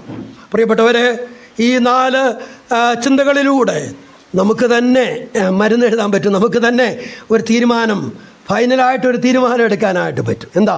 എൻ്റെ കണ്ണ് ചൊവ്വുള്ള കണ്ണാണോ കേടുള്ള കണ്ണാണോ? ഇതിന് നമ്മൾ അയ്യോ ഞാനിത് എവിടെ എങ്ങനെ നോക്കും? ഇനി വില്യം മക്ഡൊണാൾഡിൻ്റെ കമൻട്രിയൊക്കെ കുറേ ദിവസം ഇരുന്ന് പഠിച്ചിട്ട് ഞാനൊരു തീരുമാനം, ഒന്നും വേണ്ട. ഇപ്പം തന്നെ നമുക്ക് പറയാൻ പറ്റും, ഇപ്പം തന്നെ നമുക്ക് ചിന്തിക്കാൻ പറ്റും, എൻ്റെ കണ്ണ് ചൊവ്വുള്ള കണ്ണാണോ കേടുള്ള കണ്ണാണോ? പ്രിയപ്പെട്ടവരെ, കേടുള്ള കണ്ണാണെങ്കിൽ അതിന് പരിഹാരം വരുത്തിയേ പറ്റുകയുള്ളൂ. ഈ അന്ത്യനാളിൽ അതിന് പരിഹാരം വരുത്താതിരിക്കാൻ സാധ്യമല്ല. നമുക്കറിയാം, നമ്മുടെ നാഥൻ്റെ മടങ്ങിവരവ് ഏറ്റവും അടുത്തിരിക്കുകയാണ്. കാഹളത്തിൻ്റെ ശബ്ദം നമ്മുടെ കാതുകളിൽ മുഴങ്ങുവാൻ ഇനി നാളുകൾ അധികമില്ല പ്രിയപ്പെട്ടവരെ. നമ്മുടെ കർത്താവ് വരുവാൻ ഇനി അധികം നാളുകൾ. നമുക്കറിയാം, ഒലിവുമലയിൽ നിന്ന് കർത്താവ് സ്വർഗാരോഹണം ചെയ്തപ്പോൾ ദൂതന്മാർ അവരോട് വിളിച്ചു പറഞ്ഞു, എന്താ? ഗലീല പുരുഷന്മാരെ, നിങ്ങൾ ആകാശത്തിലേക്ക് നോക്കി നിൽക്കുന്നു. അവർ നോക്കണം. അവർക്ക് കർത്താവിനെ കാണാൻ പറ്റുന്നില്ല, മേഘം മൂടി കാണാൻ പറ്റുന്നില്ല. എന്നിട്ടും അവരെന്ത് ചെയ്തുകൊണ്ടിരിക്കുക? നോക്കിക്കുക. വാസ്തവത്തിൽ ആ നോട്ടം ഇന്നും അവസാനിച്ചിട്ടില്ല. നമ്മളും നോക്കി നിൽക്കുക. അയ്യോ കർത്താവെ, അവിടുന്ന് പോയല്ലോ, അവിടുന്ന് പോയതുപോലെ എന്നാണ് വരുന്നത്, എന്നെ എന്നാണ് അങ്ങോട്ട് സന്നിധി ചേർക്കുന്നത്, എൻ്റെ കഷ്ടതയും എൻ്റെ വേദനയും എൻ്റെ ദുഃഖവും എൻ്റെ അല്ലലും അലച്ചിലും ഒക്കെ എന്നാണ് തീരുന്നത്, ഞാൻ അങ്ങയോടുകൂടെ എന്നാണ് നിത്യം വസിക്കാനായിട്ട് പോകുന്നത്. നമ്മൾ നോക്കി നിൽക്കുകയാണ്. നമ്മുടെ കർത്താവിൻ്റെ വരവ് ഏറ്റവും സമാഗതമായിരിക്കുകയാണ്. ഇനി അടുത്ത മാസയോഗം അങ്കമാലി കിഴക്കേ സഭയിൽ നടക്കുമോ ഇല്ലയോ നമുക്കറിയയില്ല. നമ്മളിനി ഒരുമിച്ച് എല്ലാവരും കൂടാൻ പറ്റുമോ ഇല്ലയോ നമുക്കറിയയില്ല. നമ്മുടെ നാഥൻ്റെ മടങ്ങി വരവ് അത്രമാത്രം അടുക്കൽ വാതുക്കലായിരിക്കുന്നു. അതുകൊണ്ട് നമ്മുടെ കണ്ണുകളെ നമുക്ക് പരിശോധിക്കേണ്ടത് അത്യാവശ്യമാണ്. നമ്മൾ അതിന് ശരിയായ വിധി നിർണ്ണയിക്കേണ്ടത് അത്യാവശ്യമാണ്. തിരുത്തൽ വരുത്തേണ്ടത് അത്യാവശ്യമാണ്. കർത്താവ് നമ്മളെ സഹായിക്കട്ടെ. ഈ വചനങ്ങളാൽ ദൈവമായ കർത്താവ് നമ്മെ എല്ലാവരെയും അനുഗ്രഹിക്കട്ടെ, ആശീർവദിക്കട്ടെ. എല്ലാവർക്കും ഒരിക്കൽ കൂടി നന്ദിയും സ്നേഹവും ഞാൻ അറിയിച്ചുകൊണ്ട് ഈ വാക്കുകളെ ഞാൻ ഉപസംഹരിക്കുന്നു. കർത്താവിൻ്റെ വിലയേറിയ നാമം ഇന്നും എന്നേക്കും മഹത്വപ്പെടുമാറാകട്ടെ. ദൈവനാമത്തിന് മഹത്വമുണ്ടാകട്ടെ. ഇതുവരെയും ദൈവീയ സാന്നിധ്യത്തിൻ്റെ മറവിൽ ദൈവത്തിൻ്റെ വചനം കേൾക്കുവാൻ ദൈവം നമ്മെ സഹായിച്ചു. അതോർത്ത് നന്ദിയോടെ നമുക്ക് ദൈവത്തിന് സ്തോത്രം ചെയ്യാം. നമ്മെ തന്നെ പരിശോധിക്കുവാനും ഈ കേട്ട 4 കാര്യങ്ങൾ നമ്മുടെ ജീവിതത്തിൽ വിചിന്തനം ചെയ്ത് നല്ല ഒരു തീരുമാനമെടുത്ത് ദൈവത്തിനായിട്ട് ജീവിപ്പാൻ ദൈവം നമ്മെ സഹായിക്കട്ടെ. നമ്മുടെ മനോഭാവങ്ങളെ അറിയുന്ന ഒരു ദൈവം ഉയരത്തിൽ നമുക്ക് വേണ്ടി ജീവിക്കുന്നു. നമ്മുടെ നിക്ഷേപം എവിടെ എന്ന് നമ്മെ തന്നെ പരിശോധിക്കുവാൻ ദൈവത്തിൻ്റെ ആത്മാവ് നമ്മെ സഹായിക്കട്ടെ. നാം ആരെയാണ് സേവിക്കുന്നത്, ആ തീരുമാനം നമ്മുടെ ജീവിതത്തിൽ ഒന്ന് പുനഃപരിശോധന ചെയ്യുവാൻ ദൈവം നമ്മെ സഹായിക്കട്ടെ. യോശുവ പറഞ്ഞ പോലെ ഞാനും എൻ്റെ കുടുംബവുമോ ഞങ്ങൾ യഹോവയെ സേവിക്കും. ദൈവത്തെ കൂടുതലായി സ്നേഹിച്ച് സേവിച്ച് മുന്നോട്ട് പോകുവാൻ കൽപ്പിക്കപ്പെട്ട ആലോചനകളാൽ ദൈവം നമ്മെ സഹായിക്കട്ടെ. അവസാനമായി നാം ചിന്തിച്ചു, വിചാരപ്പെടുവാനായിട്ട് നമുക്ക് ആവശ്യമില്ല. ഒന്നിനെക്കുറിച്ചും വിചാരപ്പെടരുത്. നിങ്ങളുടെ ആവശ്യങ്ങൾ സ്തോത്രത്തോടുകൂടെ ദൈവത്തോട് അറിയിക്കുക അത്രയേ വേണ്ടത്. എന്നാൽ സകല ബുദ്ധിയെയും കവിയുന്ന ദൈവസമാധാനം നിങ്ങളുടെ ഹൃദയങ്ങളെയും നനവുകളെയും ക്രിസ്തുയേശുവിങ്കൽ കാക്കും. നമ്മെ തന്നെ സൂക്ഷിക്കുവാൻ കരുതുവാൻ ദൈവം നമ്മെ സഹായിക്കട്ടെ. നാം വിചാരപ്പെടുന്നതിനാൽ ഒരു മുഴം കൂട്ടുവാനോ കുറയ്ക്കുവാനോ കഴിയുകയില്ല. നമ്മെക്കുറിച്ച് വിചാരപ്പെടുന്നൊരു കർത്താവ് നമുക്ക് വേണ്ടിയുണ്ട്. നാം ഇങ്ങനെ വായിക്കുന്നുണ്ടല്ലോ, ഞങ്ങളെക്കുറിച്ചുള്ള നിൻ്റെ വിചാരങ്ങൾ എത്ര വലിയത്. ദൈവം നമ്മെക്കുറിച്ച് വിചാരപ്പെടുന്നു. അതുകൊണ്ട് നാം വിചാരപ്പെടാതെ കർത്താവിന് വേണ്ടി കൂടുതലായിട്ട് ജീവിപ്പാൻ നമ്മെ തന്നെ ദൈവവചനത്തിൻ്റെ മുമ്പാകെ പരിശോധിച്ച് കുറവുകളെ കണ്ടെത്തി ദൈവത്തിനായിട്ട് ജീവിപ്പാൻ ഇന്ന് കേൾപ്പിക്കപ്പെട്ട വചനങ്ങളാൽ ദൈവം നമ്മെ സഹായിക്കട്ടെ. കർത്താവിൻ്റെ ദാസനെയും ശുശ്രൂഷകളെയും തുടർന്നും ദൈവം